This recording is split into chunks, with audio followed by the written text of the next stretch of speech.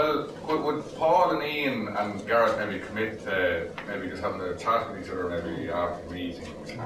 Well, just be over here. That's no problem. Certainly. Share emails. Share emails, yeah.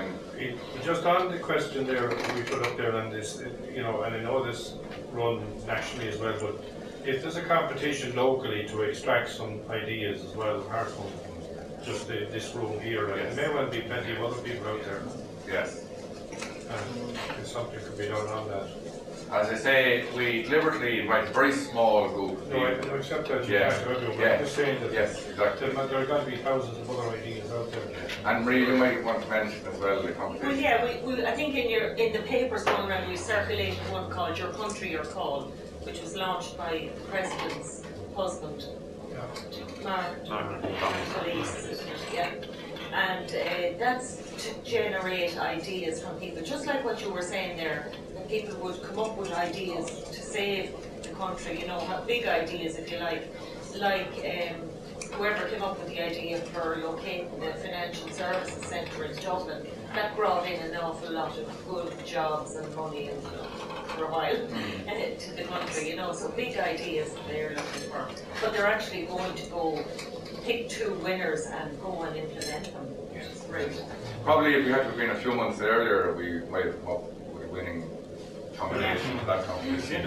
It's not Can we invite an economist? We have until the end of April. I'm talking about more the smaller ideas, if you know what I mean. More local ideas. Yes. I know that this national programme, but if you could extract a half a dozen good ideas out of it, it would be a huge benefit.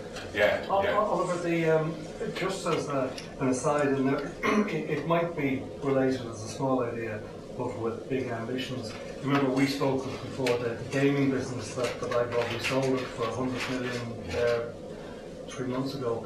But a very interesting component of it was a community in Kalawaki in Canada on an Indian reservation who seemed to have been doing little else other than drinking aftershave and being utterly unemployed. But what they did was they set themselves up as a group, as a hub that managed the back office services for party gaming, for AAA online poker, and they got through the government a tax-free exemption zone effectively, so that anybody who had based their hopes for the gaming industries there, and it was replicated in the Guernsey, I think it was, and these people were generating a phenomenal amount of money on the back of all these gaming companies that effectively registered their businesses there so they could get tax exemptions from paying tax in their local country of origin, so they became marketeers locally.